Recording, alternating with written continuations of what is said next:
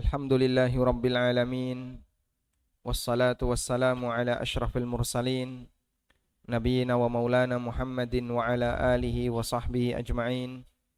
Wa ashhadu an la ilaha illallah wahdahu la syarika lah. Wa ashhadu anna Muhammadan abduhu wa rasuluh. Salawatu Rabbi wa salamu alaihi wa ala alihi wa ashabihi wa man sara ala nahjihi wa stanna bisunnatihi ila yaumiddin. Alhamdulillah, puji syukur kita haturkan kehadirat Allah Azza wa Jalla. Di kesempatan duha ini kembali kita melanjutkan kajian rutin kita dengan membaca buku ayat-ayat tauhid. Dan insyaallah yang akan kita bahas mulai dari halaman 84. Sesaat lagi kita akan menyelesaikan buku ini. Tinggal kurang lebih ada berapa halaman? 5 halaman ya. Kurang lebih ada 5 halaman. Semoga dimudahkan oleh Allah Ta'ala untuk bisa khataman ketika Ramadan. Baik, kita akan membaca halaman 84. Hukum menjadikan kuburan sebagai jalan, lapangan, dan tempat parkir kendaraan. Silakan. Bismillah, salatu wassalamu ala rasulillah. Hukum menjadikan kuburan sebagai jalan, lapangan, dan tempat parkir kendaraan.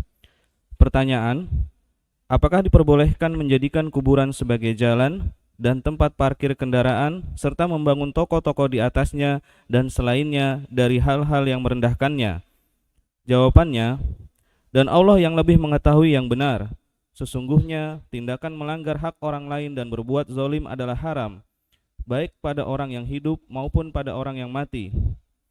Bahkan kepada orang yang mati lebih keras lagi keharamannya berdasarkan hadis yang mulia ini.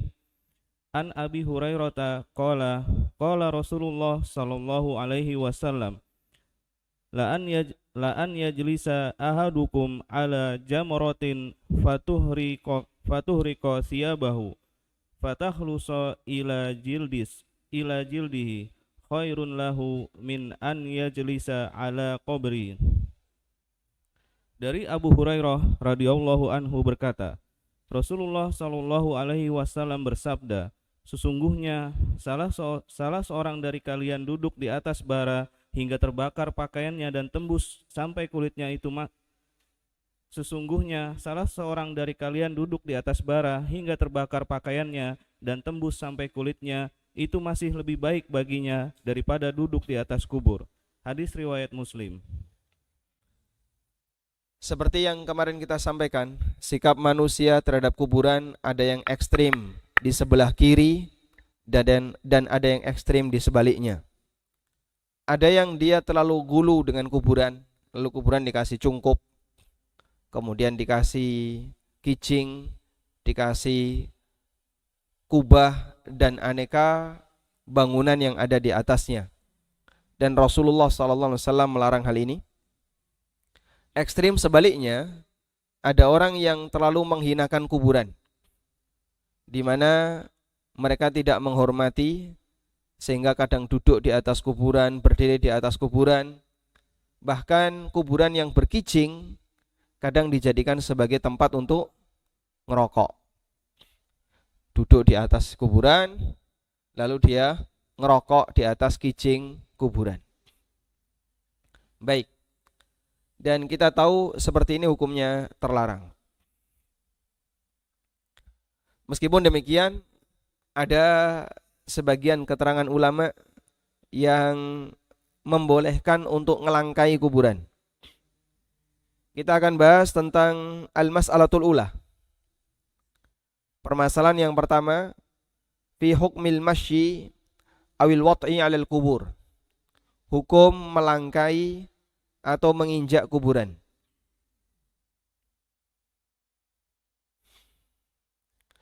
Pendapat yang pertama, ngelangkai kuburan hukumnya boleh.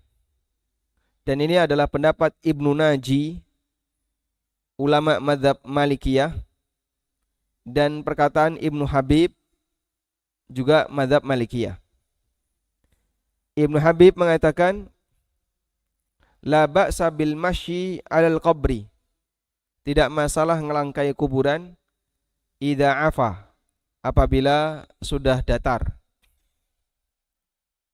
Wa amma wa huwa musannam wat tariqu duna.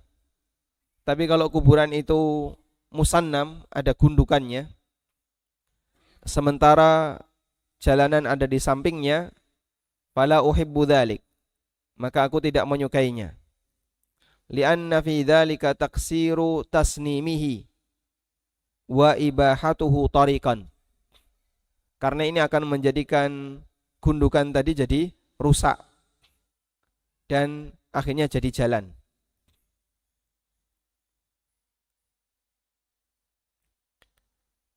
Namun pendapat ini adalah pendapat yang lemah karena terdapat dalil yang sahih bahwa Nabi sallallahu alaihi wasallam melarang orang menginjak kuburan. Kemudian pendapat yang kedua, bahwa melangkai kuburan atau menginjak kuburan hukumnya makruh. Dan ini adalah pendapat jumhur ulama di kalangan Hanafiyah, Malikiyah, Syafi'iyah, dan Hambali. Dan di antara dalil yang menunjukkan makruhnya adalah hadis Uqbah bin Amir radhiyallahu anhu. Beliau mengatakan bahwa Rasulullah sallallahu alaihi wasallam bersabda, "Li'an ata'a ala jamratin aw sayfin." Saya menginjak bara api atau menginjak pedang. Ahabbu ilayya min an amshi ala qabri muslimin. Lebih aku sukai daripada saya melangkai kuburan seorang muslim. Wa ma ubali awasatal kuburi qadaitu hajati aw wasatas suq. Dan saya enggak peduli apakah saya menunaikan hajatku di pertengahan kuburan ataukah di pasar. Maksudnya ini berlaku sama untuk semuanya. Sehingga ngelangkai kuburan, kata beliau, lebih baik menginjak bara api daripada menginjak kuburan. Namun jumhur memahami hadis ini sebagai hukum makruh. Wallahu a'lam. Wa hadza qaulu al-jumhur, dan itu pendapat jumhur ulama. Meskipun dohirnya hukumnya haram. Sebab di situ ada ancaman. Bentuk ancamannya adalah perbandingan resiko yang disebutkan oleh Nabi sallallahu alaihi wasallam. Saya nginjak bara api lebih baik daripada nginjak kuburan. Dan berbicara resiko menunjukkan kalau itu adalah berkaitan dengan masalah ancaman.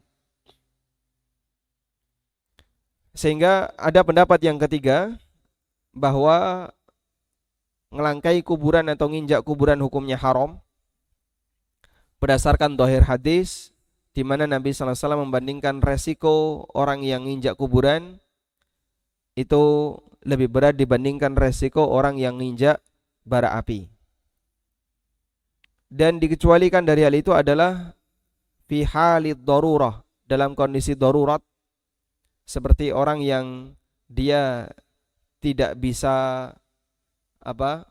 tidak dapat tempat di sela-sela kuburan, atau dia nggak bisa dapat jalan, akhirnya terpaksa harus ngelangkai kuburan. Dan ini berlaku fi hali ad-darurah, ketika ada darurat. Dan suasana darurat ini bisa kita saksikan kalau orang sedang gali kuburan, maka otomatis tanahnya dibuang ke mana?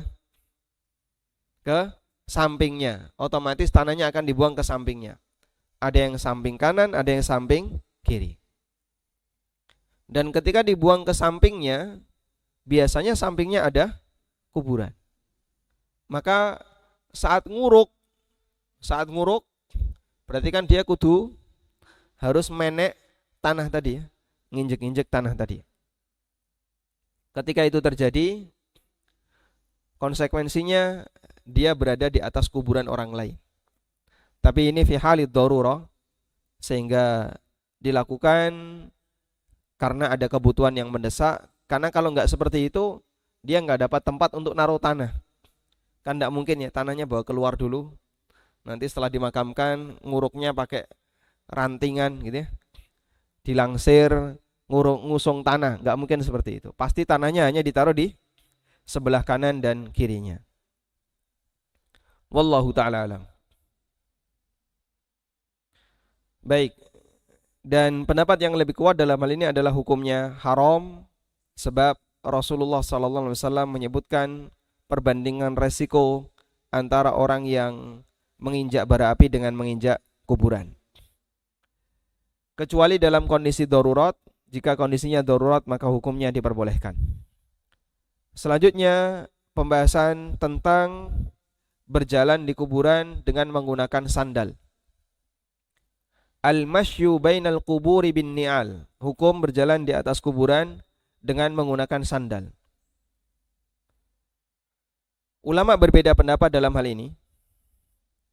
Pendapat yang pertama, berjalan di atas kuburan dengan menggunakan sandal hukumnya boleh. Dan ini pendapat Abu Hanifah dan dua murid seniornya, Abu Yusuf dan satunya siapa? Muhammad bin Hasan Asy-Syaibani. Wa huwal masyhuru min madhhabis Syafi'iyah, dan ini merupakan pendapat yang masyhur dalam mazhab Syafi'iyah. Dan ini juga pendapat Ibnu Hazm untuk selain sandal jepit. Kalau Ibnu Hazm sandal jepit haram, tapi kalau selain sandal jepit boleh. Itu pendapatnya Ibnu Hazm.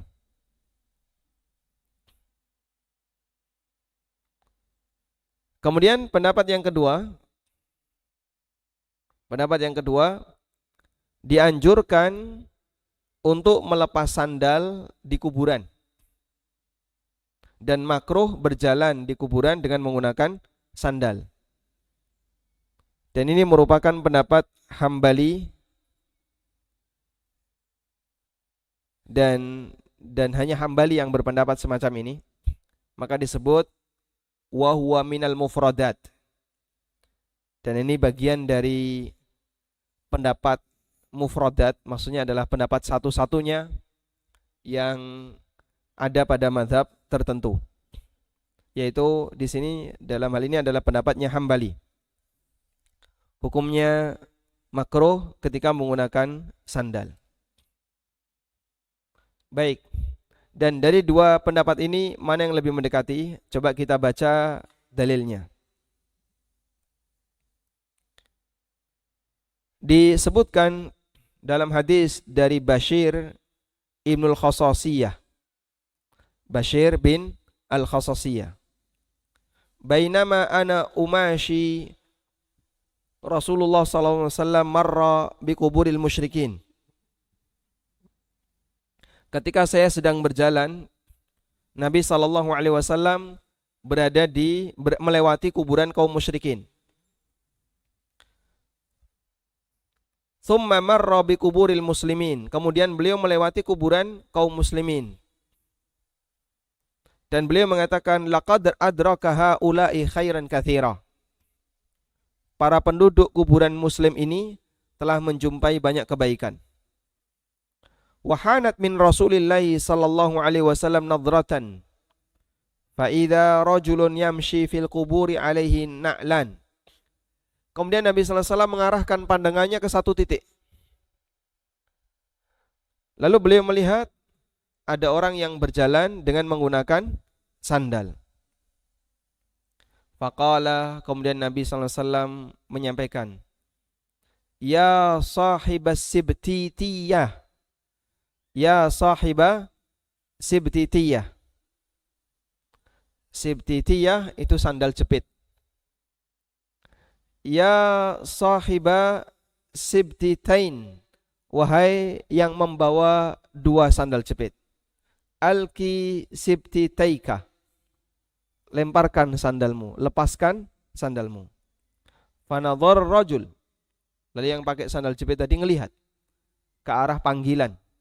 Falamma arafa Rasulullah sallallahu alaihi wasallam khala'ahuma farama bihima. Begitu melihat kok ternyata yang merintah adalah Rasulullah sallallahu alaihi wasallam, langsung dilepas terus sandalnya dilempar. Hadisnya riwayat Abu Dawud, An-Nasa'i, Ahmad dan yang lainnya, dan statusnya hadis yang sahih.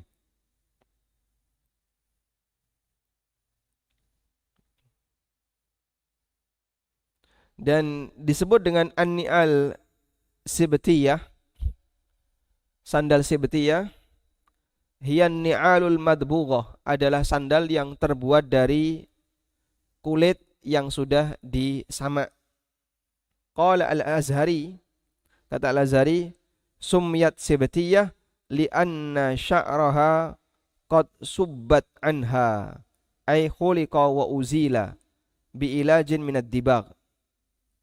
Disebut sebagai sandal sibtiyah karena bulunya telah dihilangkan, sehingga dia ketika bersatu sebagai sandal sibtiyah tidak boleh. Dan dulu sandal sibtiyah itu dikasih tali sehingga bentuknya seperti sandal jepit yang terbuat dari bahan apa tadi? Kulit yang disamak. Tayyib. Kemudian ini dalil yang pertama. Dalil yang kedua adalah hadis Anas radhiyallahu anhu dari Nabi sallallahu alaihi wasallam. Beliau bersabda, "Innal 'abda idza wudi'a fi qabrihi wa tawalla anhu ashabuhu innahu la yasma'u qur'ani alihim." Seorang hamba pasca dia diletakkan di dalam liang lahat lalu diuruk, kemudian ditinggal oleh para pengiringnya, maka sang hamba ini mendengar suara jejak sandal para pengiringnya. Mereka mendengar qur'ani alihim, suara jejak sandal para pengiringnya. Yang ini menunjukkan bahwasanya pengiringnya memakai sandal. Nah, berdasarkan dua hadis ini sehingga ulama berbeda pendapat. Pendapat yang pertama mengatakan boleh, pendapat yang kedua mengatakan dilarang. Warrajih, dan pendapat yang lebih mendekati, wallahu taala alam, kalau melihat dari perintah Nabi sallallahu alaihi wasallam kepada orang yang pakai sandal sibtiyah tadi, menunjukkan apa? Sandal itu tidak boleh dipakai untuk masuk ke dalam kuburan. Sehingga beliau perintahkan lemparkan, lepaskan, lalu dilempar. Tapi kalau kita melihat hadis Anas, dohirnya orang itu ketika meninggalkan kuburan dalam posisi pakai sandal. Maka yang bisa kita gunakan sebagai tarjih adalah bahwa pernyataan tegas yang disebut dengan nas muqaddamun ala dhahir. Pernyataan tegas itu lebih didahulukan daripada makna dhahir. Makna dhahir itu seperti ini ya. Ada sebuah kalimat yang memiliki dua kemungkinan makna. Kemungkinan yang lebih kuat dan kemungkinan yang lebih lemah. Ada dua kemungkinan makna. Jadi ambigu. Tapi dari ambigu ini ada kemungkinan yang lebih kuat. Nah, kemungkinan yang lebih kuat ini disebut dengan makna dhahir. Sudah? Tapi kalau nas itu adalah kalimat pernyataan yang hanya punya satu kemungkinan makna. Misalnya, diam. Nah, punya berapa kemungkinan makna? Satu. Apa itu, Pak? Kon madang. Diam itu maksudnya apa? Suruh jangan bicara, gitu kan? Diam, jangan bicara. Tidak mungkin dia punya kemungkinan makna yang lain. Oh, maksud perintah beliau diam itu suruh makan. Salah atau benar ini? Salah ya? Baik. Karena ini tidak bisa dimaknai ke situ. Maka sebuah pernyataan yang hanya punya satu kemungkinan makna itu disebut apa? Nas. Dan nas dengan dohir lebih didahulukan nas. Karena nas itu nggak punya kemungkinan makna yang lain. Nah, ketika Nabi SAW mengatakan kepada orang yang pakai sandal tadi, lepas sandalmu, menunjukkan apa ini? Nas. Yang tidak punya kemungkinan makna yang lain. Maksudnya lepas sandalmu itu apa misalnya? Oh, kau boleh pakai tapi jinjit-jinjit. Kan tidak ada kemungkinan seperti itu. Sehingga ketika di situ hanya punya kemungkinan makna lepas sandalmu artinya kita harus ngelepas sandal, berarti itu apa? Nas. Wallahu alam.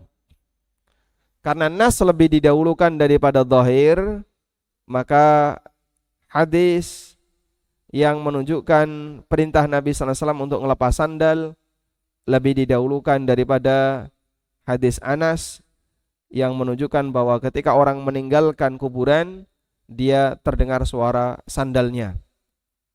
Dan terdengar suara sandal itu tidak harus dia berjalan di atas kuburan. Bisa jadi dia berjalan di pinggir kuburan, atau dia berjalan di pintu kuburan, dan itu pun dengan izin Allah memungkinkan untuk terdengar apa? Suara sandalnya. Wallahu alam. Baik, selanjutnya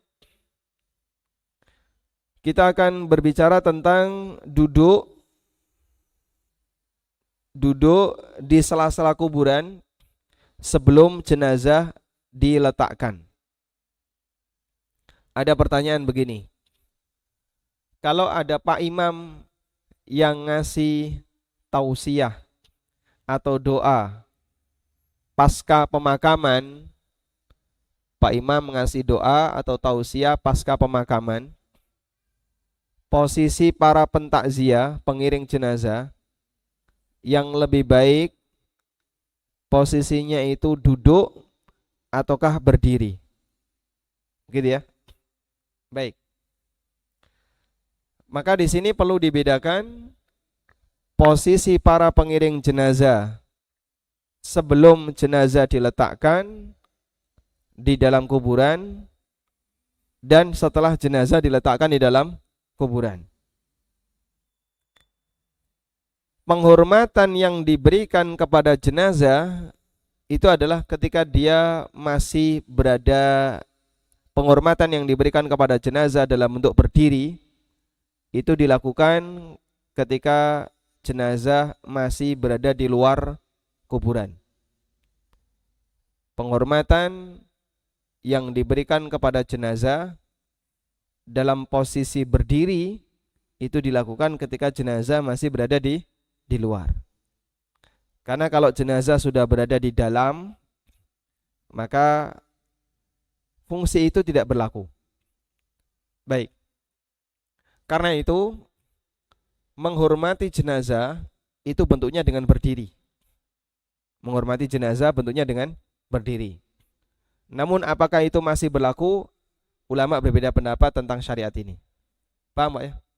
Artinya begini, bentuk penghormatan kepada jenazah itu sambil berdiri atau duduk? Jawabannya berdiri. Sudah? Penghormatan itu berlaku kapan? Ketika jenazah ada di permukaan. Karena itu disebutkan dalam sebagian riwayat, pernah ada jenazah lewat dan Rasulullah SAW berdiri sebagai penghormatan bagi jenazah. Paham di sini? Maka duduk itu bukan penghormatan bagi jenazah. Paham ya? Meskipun urf di masyarakat duduk itu menghormati jenazah. Sehingga urf kita itu berbeda dengan bentuk urf yang terjadi di zaman Nabi sallallahu alaihi wasallam. Paham enggak? Maka kalau ada orang, kamu duduk menghormati jenazah, ini urfnya di tempat kita. Duduk itu bentuk menghormati jenazah. Padahal kalau di masa silam justru berdiri itulah menghormati jenazah. Kita juga nggak tahu kenapa kesan duduk itu lebih bagus dibandingkan berdiri. Baik, karena itu sebenarnya mendoakan jenazah atau memberikan tausiah ketika pasca pemakaman, yang lebih baik itu berdiri ataukah duduk? Kita baca di sini ya. Ulama berbeda pendapat tentang orang yang mengiringi jenazah. Apakah dia boleh duduk di kuburan sebelum jenazah diletakkan, dimakamkan, ataukah dia duduk indal qabri qabla wad'il jenazah makruh, ataukah makruh ketika dia duduk sebelum jenazah dimasukkan ke dalam kuburan? Baik. Ada dua pendapat. Pendapat yang pertama, duduk bagi para pengiring jenazah sebelum jenazah dimasukkan ke dalam kuburan hukumnya boleh. Dan ini merupakan pendapat mazhab Malikiyah, Syafi'iyah, dan salah satu riwayat dari Imam Ahmad. Bagi mereka yang jauh dari jenazah boleh duduk.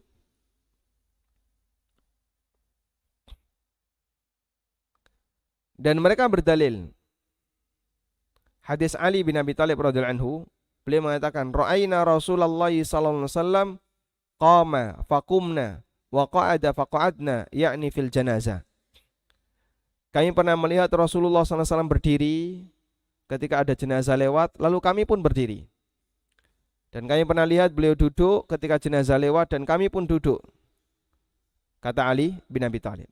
Hadisnya riwayat Muslim. Sehingga ini menunjukkan bahwa Nabi SAW tidak mempermasalahkan baik posisi berdiri maupun duduk ketika ada jenazah yang lewat. Pendapat yang kedua, duduk sebelum jenazah dimakamkan hukumnya makruh. Dan ini pendapat Hanafiyah serta mazhab Hambali wa alaihi aktsarul ashab. Dan ini adalah pendapat mayoritas ulama Hambali. Dan di antara ulama salaf yang melarang orang untuk duduk sebelum jenazah dimakamkan adalah Hasan bin Ali, Ibnu Umar, Abu Hurairah, Urwah bin Zubair, Abu Sa'id Al-Khudri, Abu Musa Al-Ash'ari. Kemudian pendapat An-Nakhai, Asy-Sya'bi, Ibnu Sirin, Al-Auza'i, dan Ishaq bin Rahuyah. Dan mereka berdalil Nabi SAW pernah bersabda dalam hadis yang diriwayatkan oleh Bukhari, Rasulullah SAW bersabda, "Idza ra'a ahadukum janazatan, fa illam yakun masyian ma'aha falyakum hatta yukhallifaha aw tukhallifahu aw tudau min qibali an tukhallifah." Hadisnya riwayat Bukhari. Apabila kalian melihat jenazah, kalau kalian tidak membersamai jenazah itu, berarti bukan pengiring. Artinya kita sedang duduk, lalu ada jenazah lewat. Falyakum, maka hendaknya kalian berdiri. Di sini diperintahkan oleh Nabi SAW untuk apa? Berdiri. Sehingga ini menunjukkan bahwa bentuk penghormatan kepada jenazah adalah dengan cara berdiri ketika ada jenazah yang lewat. Nah, itu berlaku juga sampai di kuburan. Kalau dia belum dimakamkan, maka sebagai bentuk penghormatan kepada jenazah, para pengiring ini tidak diperbolehkan untuk duduk. Berdiri dulu, nanti sampai dia dimakamkan. Paham di sini, Pak? Walhamdulillah. Namun kalau kita mengambil pendapat yang pertama, yaitu pendapat Malikiyah dan Syafi'iyah yang membolehkan untuk duduk, maka insya Allah tidak masalah sebelum jenazah dimakamkan kita duduk. Dan insya Allah pendapat yang lebih kuat dalam hal ini adalah sifatnya anjuran untuk berdiri, tapi tidak dilarang untuk duduk.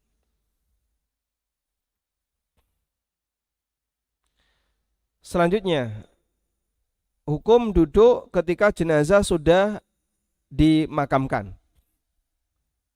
Para ulama membolehkan hal ini dan terdapat banyak dalil yang menunjukkan hal ini.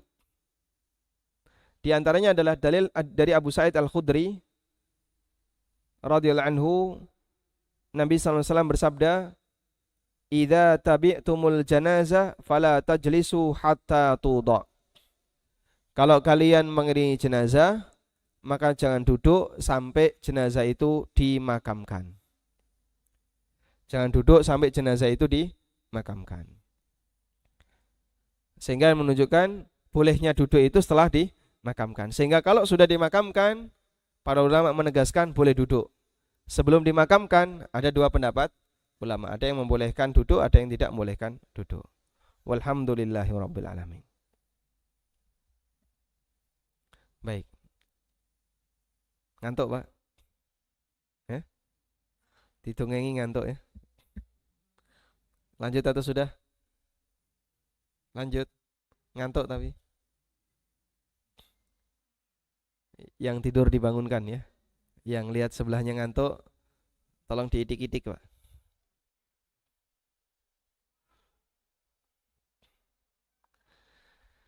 Wallahu alam. Intinya ada banyak hal aturan yang diberikan oleh syariat kita terkait masalah jenazah, dan aturan itu kembali kepada semangat menghormati jenazah, tapi tidak sampai pada tingkatan kultus.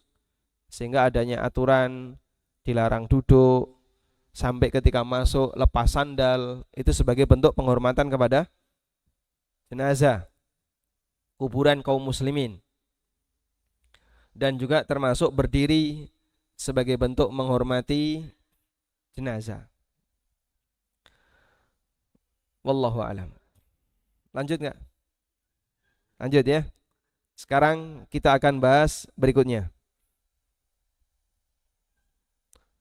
Hukum membicarakan urusan dunia ketika di kuburan.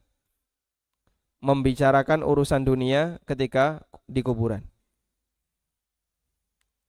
Dianjurkan bagi orang yang mengiringi jenazah atau yang ziarah kubur untuk lebih fokus memikirkan akhirat, lebih fokus memikirkan kematian dan apa yang akan dia alami setelah mati.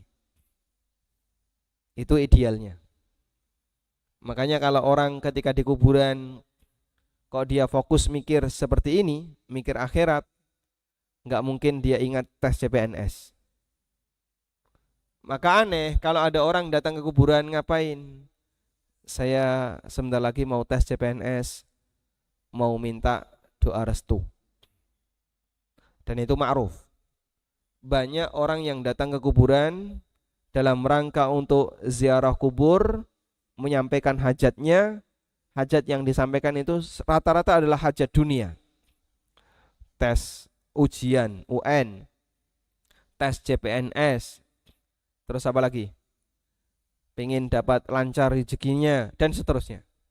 Ini tekan yang kuburan malah sing dieling-eling urusan donyo. Urusan akhiratnya malah dilupakan. Dan dulu Nabi SAW serta para sahabat, apabila mereka menghadiri jenazah, mereka itu khusyuk dan lebih banyak memikirkan akhirat.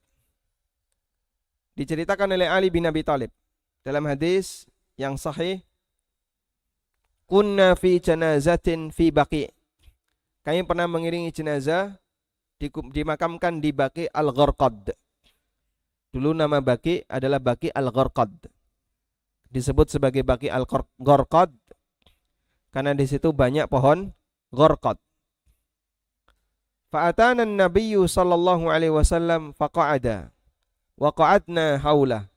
Kemudian Nabi sallallahu alaihi wasallam datang, lalu beliau duduk dan kami pun duduk di sekitar beliau. Wa ma'ahu mukhassaratun fanakasa faja'ala yanqusu bi muhassaratihi. Nabi sallallahu alaihi wasallam membawa ranting, kemudian beliau tancapkan ke tanah ranting itu. Lalu Nabi SAW mulai bercerita tentang masalah kehidupan pasca kematian. Baik, karena itulah seharusnya orang yang sedang mengiringi jenazah maka tidak selayaknya bicara masalah urusan dunia. Ngomong masalah sapi nih mana, ngomong masalah urusan sawah, ngomong masalah cryptocurrency ning kuburan. Masya Allah, sampai trading forex juga dibicarakan di kuburan. Qala Sa'ad bin Mu'ad. Sa'ad bin Mu'ad mengatakan, ma tabi'tu janazatan Fa'addatsu nafsi bighairi ma huwa maf'ulun biha. Aku tidak pernah mengiringi jenazah. Lalu muncul kerentak batin dalam diriku di luar kasus yang saya lihat. Aku tidak pernah mengiringi jenazah, kemudian muncul pikiran dalam hatiku di luar membayangkan kasus yang aku lihat. Sehingga beliau nggak membayangkan urusan dunia, tapi fokus ngelihat jenazah. Besok aku koyo ngono, dibungkus. Jadi orang ketika melihat situasi seperti itu, jadinya apa, Pak? Dia akan merasa baik. Satu lagi, boleh dicatat ya. Insya Allah setelah ini kita pulang. Tolong yang ngantuk dibangunkan. Raf'ul aswati fil maqbarah. Membuat suara yang keras di kuburan, teriak-teriak atau yang lainnya di kuburan. Ittafaqal fuqaha'u, ulama sepakat dari 4 madhab, Hanafiyah, Malikiyah, Syafi'iyah dan Hambali, ala karahati raf'is sauti ma'al janazah, terlarangnya, makruhnya mengangkat suara ketika mengiringi jenazah atau ketika di kuburan. Hatta walau kana dzalika saut bidzikri wa qiraatil Qur'an.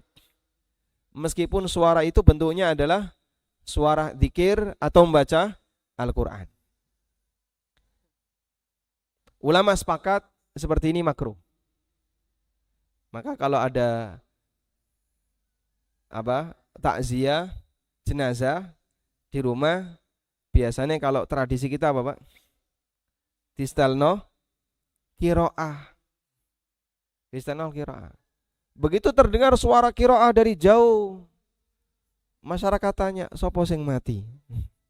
Saking rataune krungu Quran. Nek ana Quran terdengar, pertanyaannya apa? Sapa sing mati? La haula wala quwata illa billah. Wa qad kana an-nabiy sallallahu alaihi wasallam idza kana fi janazatin aktsara as-sukuta wa haddatsa nafsahu wa kadza kana ashabuhu ridwanullahi alaihim. Dan Nabi sallallahu alaihi wasallam ketika beliau menghadiri jenazah, beliau itu lebih banyak diam. Lebih banyak diam sehingga menampakkan sifat khusyuk, tawadhu, turut berduka cita kepada keluarganya. Di tempat kita kan tidak, ya. Kadang ada orang yang lelean, ya, lelean, jenazah mati sore, lalu dimakamkan besok pagi. Biasanya ada apa, Pak? Lelean. Itu Masya Allah ngobrol, gak karuan, kadang cekakaan, guyang-guyu, sampai main kartu. Kadang dolanan karambol, sekak, sambil nunggoni jenazah. Subhanallah. Dan itu di masyarakat kita ma'ruf. Makanya kadang kami juga tidak berharap kalian gak hadir pun tidak apa-apa. Kalau memang di sini hanya seperti itu kegiatannya. Sehingga ketika ada salah satu keluarga yang meninggal, mereka kan kadang kemudian sudah gedengan dhisik, ya. Nek ning kene aja teko. Karena dia tahu di sini nanti nggak ada kiroahnya, nggak ada apa-apa, nggak hadir pun nggak apa-apa. Kita tidak mengharapkan, karena mereka datang nggak sholat, mereka datang juga nggak nyolati, nggak ngapa-ngapain, tapi ngobrol, kadang ngobrol nggak karuan. Ngobrolnya Masya Allah, ngalor ngidul, isinya urusan dunia, sama sekali tidak ada fokus urusan akhirat. Jangankan ngobrol urusan akhirat, ya. Kadang mereka sambil ngerokok, bermain, dan seterusnya. Baik. Dan dulu para sahabat orang yang banyak diam. Qais bin Abbad meriwayatkan, karena ashabu Rasulullah SAW. Ini boleh dicatat, ya. Boleh catat. Qais bin Abbad. Siapa namanya, Pak? Bin Abbad. Beliau mengatakan, Kana ashabu Rasulillah sallallahu alaihi wasallam yakrahuna raf'as sauti inda thalath. Dulu para sahabat Nabi sallallahu alaihi wasallam membenci mengeraskan suara di 3 kesempatan. Yang pertama, indal qital, ketika perang. Sahabat itu ketika perang, mereka tuh nggak bengak-bengok. Lebih banyak diam, dzikir. Sehingga mereka sambil menyerang, mereka dalam barisan pasukan, itu tidak banyak bengak-bengok. Lebih banyak diam, dzikir. Yang kedua, wa indal janazah. Dan ketika mengiringi jenazah atau mendatangi jenazah, takziah. Yang ketiga, wa inda dzikr, dan ketika berzikir. Riwayat Ibnu Abi Syaibah dan juga Ibnul Mundir dalam Al-Awsat,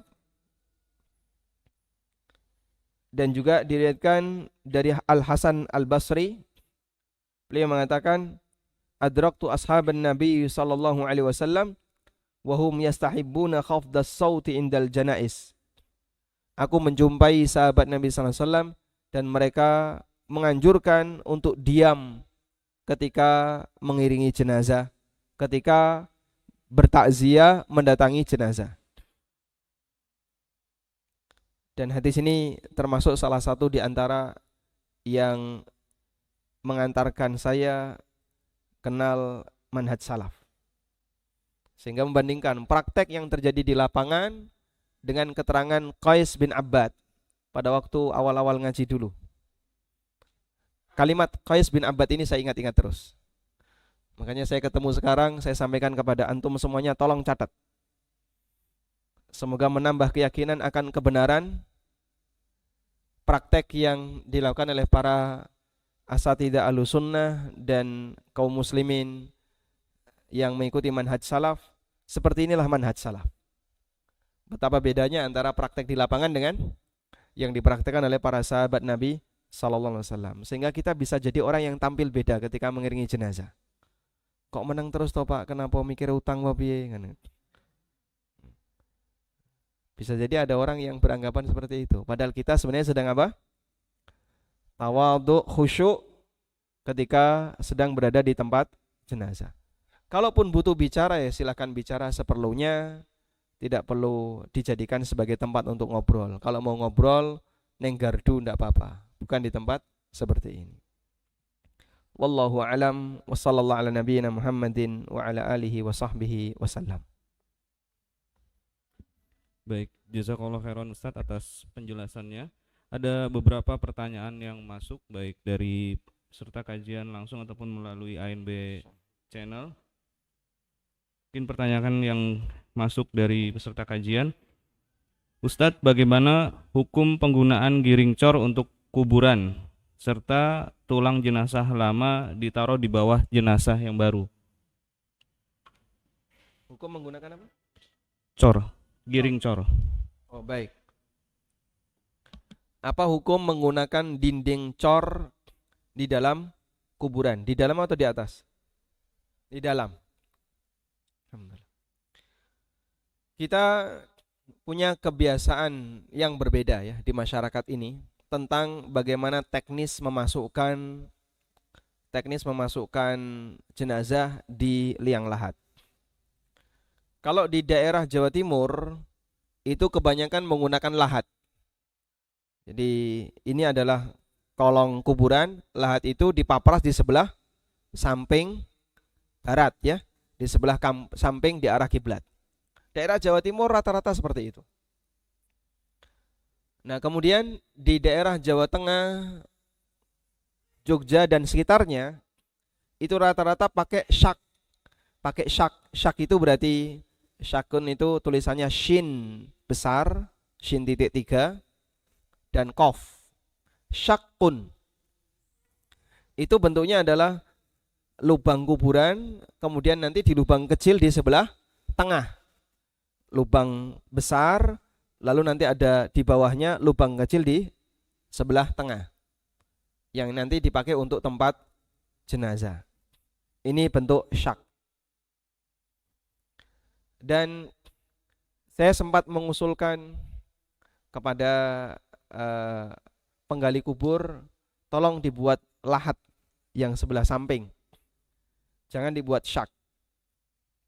Meskipun baik lahat maupun syak ini dua-duanya diperbolehkan, tapi yang lebih disukai Nabi SAW adalah menggunakan lahat. Yang lebih disukai Nabi SAW menggunakan lahat. Saya minta tolong dibuat lahat, jangan dibuat syak. Tapi beliau komentar, ngerti fikih, ngerti kah? Tanah Bapak dibandingkan tanah Lamongan lebih gampang, pasir itu tanahnya. Karena kuburan kita di tepi pantai.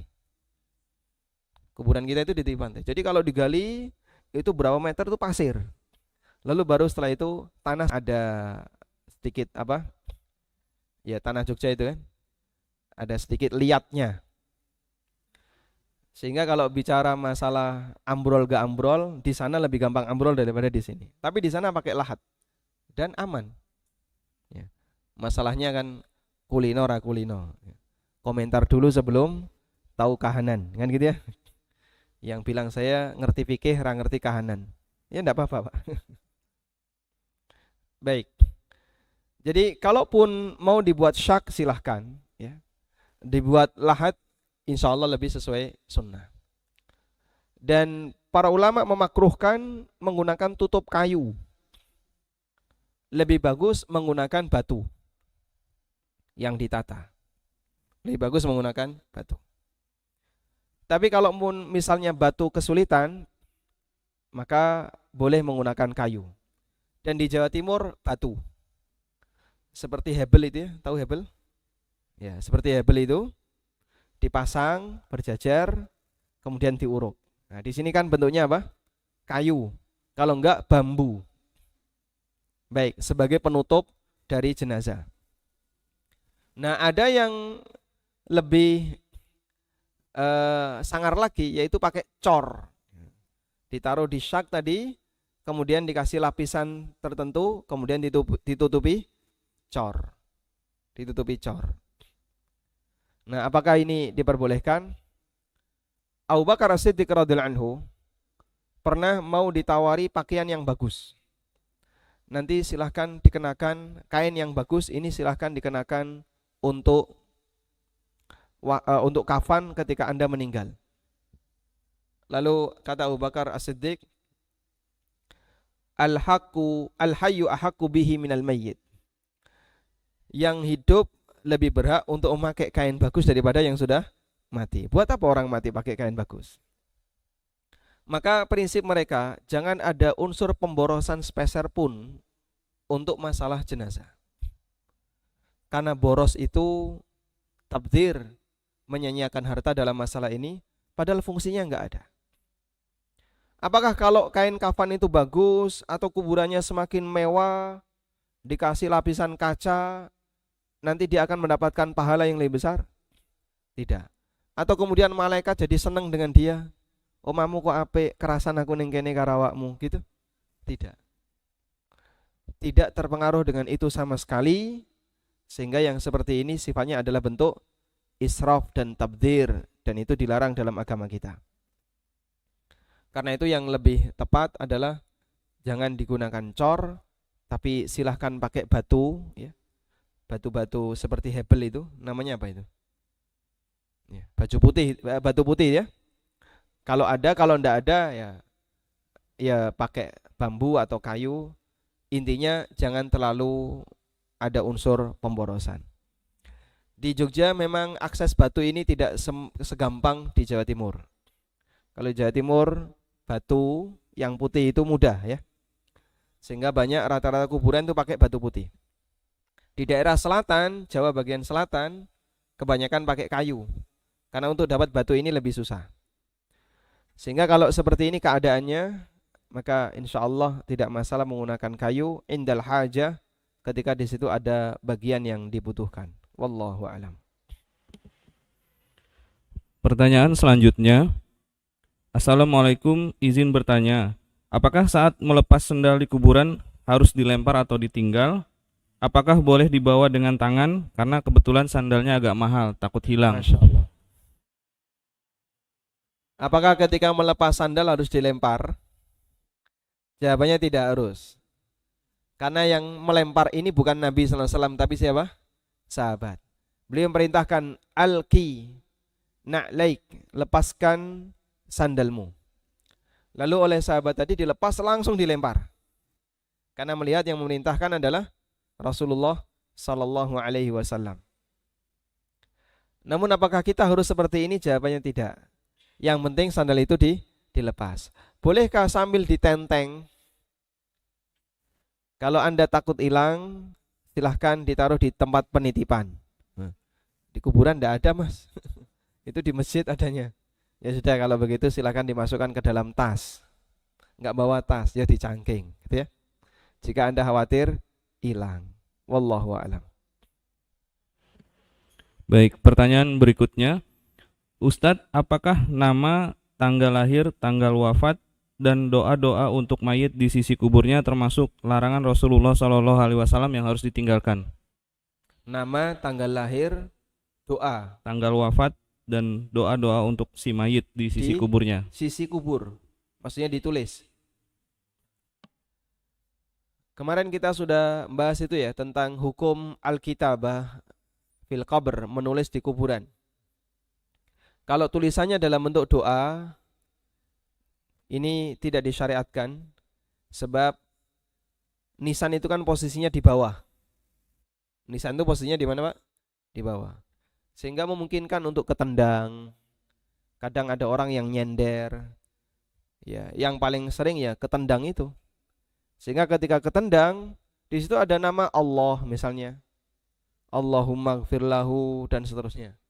Sebagai bentuk menghormati lafzul jalalah, maka tidak kita tulisi nama-nama yang doa-doa yang mulia di nisan kuburan dalam rangka untuk menghormati lafzul jalalah.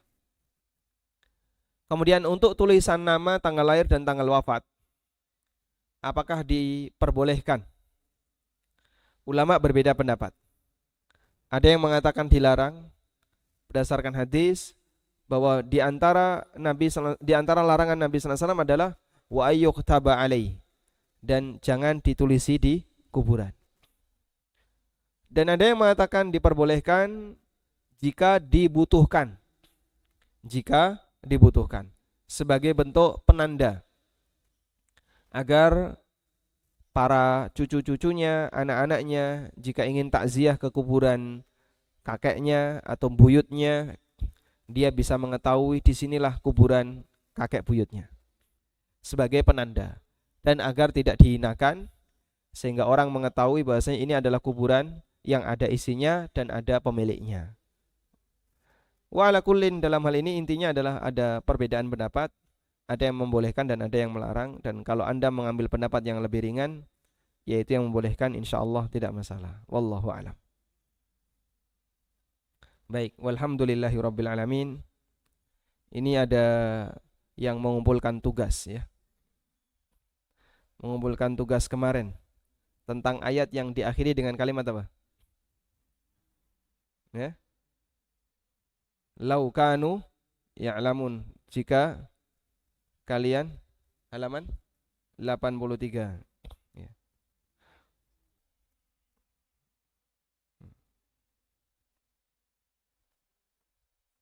Walakinna aktsaran nasi la ya'lamun. Namun kebanyakan manusia tidak mengetahuinya. Ada banyak ayat dalam Al-Qur'an yang berisi tentang itu. Dan kemarin tugasnya adalah apa bentuk pelanggarannya. Ini ada satu yang mengumpulkan ya. Nanti silahkan boleh mendapatkan hadiah buku fikih bermadhab. Masya Allah. Barakallahu fikum. Wassallallahu ala nabiyyina Muhammadin wa ala alihi wa sahbihi wasallam. Wa akhiru da'wana anilhamdulillahi rabbil alamin. Subhanakallahumma wa bihamdika asyhadu an la ilaha illa anta astaghfiruka wa atubu ilaik. Wassalamualaikum warahmatullahi wabarakatuh.